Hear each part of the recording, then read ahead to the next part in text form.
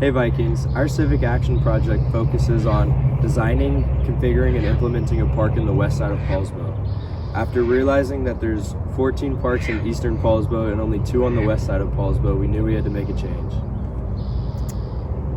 Us being high schoolers, we're very aware of the lack of places to hang out and activities to do in our town. We also see this as an opportunity to give back to our community as a school, since the city of Poulsbo has been a sanctuary for NK students for the past 100 years. Our group of 4 acted as the planning unit of this project.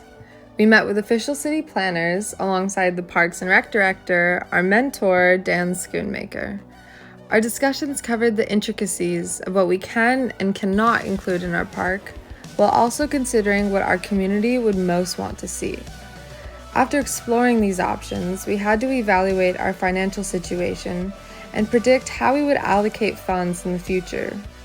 These questions motivated us to host a community meeting where we directly talked to nearby residents about their wants and their worries.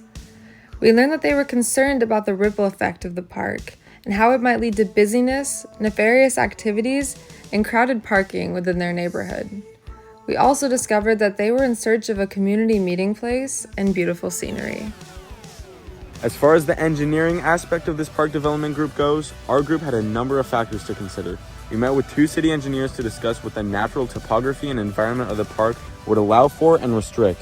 One of the most important aspects of the park is going to be its relationship with nearby wetlands and irrigation systems. The city requires that nearby waterways drain into the bay. The construction of the park won't necessarily inhibit this requirement. However, it's also important that the park doesn't affect the native wetlands, one of which happens to be within the land that will become the park. We plan to embrace the wetland as a natural feature of the park, and it will remain untouched. Another aspect to consider was what we could and what we couldn't put in the park due to its bayside nature. 2 of our plans, a path and covered area, were given the okay by city engineers as they would be low impact enough that they wouldn't negatively impact the area. That being said, we ruled that a sports court or something of the like would be too high impact for the area, and we ruled them out. This wasn't the worst ruling, as we had envisioned the park as being a more relaxed green space anyways. When it comes to naming the park, we struggled to create a name that represented our main goal for this project.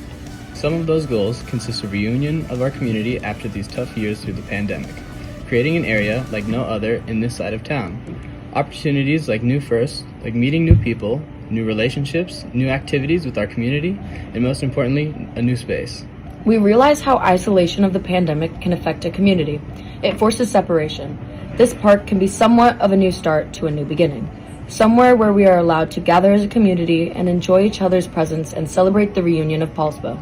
Relating back to that sense of community, we thought we better idea to ask our own community what name could best represent our park.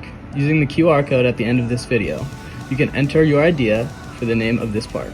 After 2 weeks, our group will come together and review names, picking the one that we think best represents our goals.